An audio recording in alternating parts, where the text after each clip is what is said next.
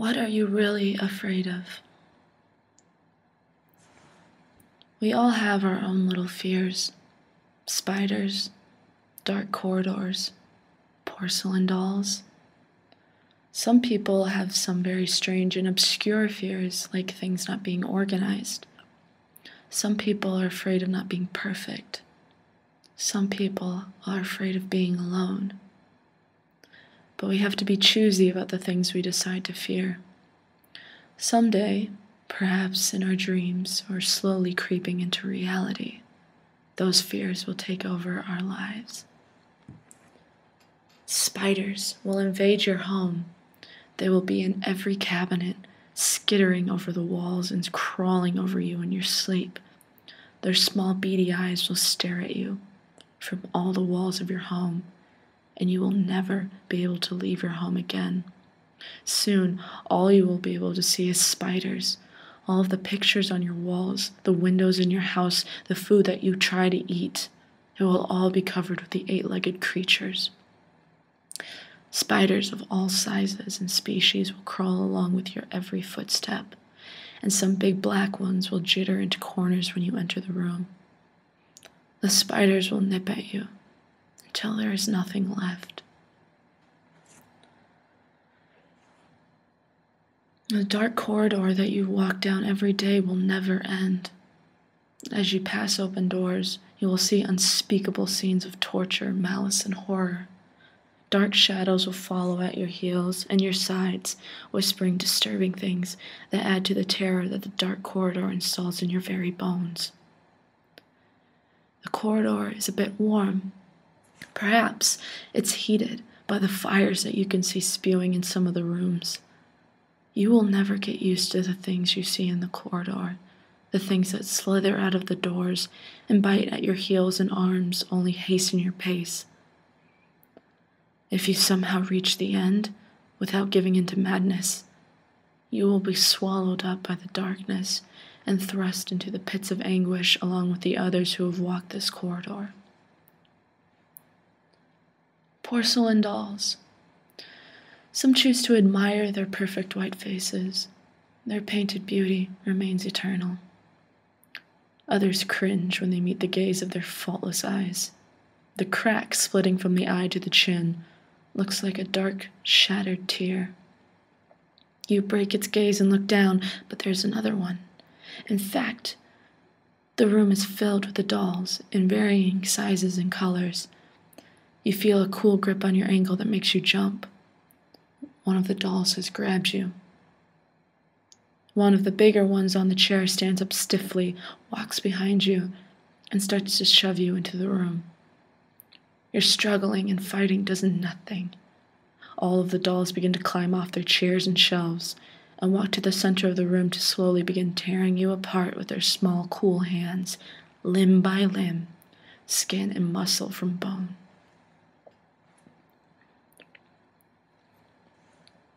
Your life will be condemned by organizing. You will constantly run around your home, adjusting every detail. The fingers on your hands will be red and raw, occasionally leaving bloodstains on the things that you pass. You'll have to clean that too. Nothing will ever be perfect in your eyes. Eventually, you'll snap. First, you will polish the silverware and place them into neat piles. Then, taking one of the shine spoons, you will gouge out your eyes to save yourself from seeing the rest of the unorganized world. But realizing that the spoon is now bloodied and the red droplets are beginning to cover the floor, you will begin to feebly attempt to clean the mess. The room is all mirrors. Your face reflects from every angle. All you do is stare at yourself and try to perfect the reflection you see. You can never get close, though. People have come in and told you that you look beautiful, but you never believe them.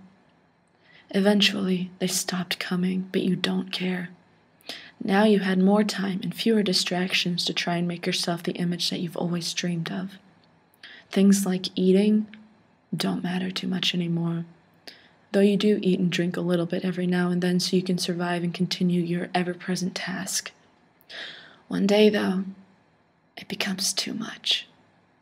You scream your throat raw and claw at your face until your hands and arms are coated in blood and only your skull remains. The concrete walls are like a jail to you.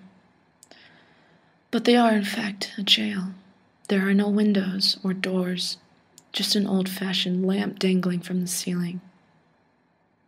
The silence is so loud, you feel like screaming to break it, but you can't. The emptiness paralyzes you. You bury your face in your hands so you don't see where they came from. 1 second the room is empty, but the next, here there are black forms spread throughout the room. The relief that you were expecting didn't come, only fear. The things open their mouths and begin screaming like you thought about doing. These screams are both human and inhuman, but you don't care. All you care about is that they're loud. Really, really loud. They pierce your ears and numb your brains of any thoughts beside the black forms and the screaming. Your ears begin to bleed, and your head starts to split as you now wish that you were alone again. You see, fears can lead to some horrible things, things you may regret when the time comes when they come for you. Now really think about it. What are you really afraid of? Because you don't want it to be something you will regret when your time comes.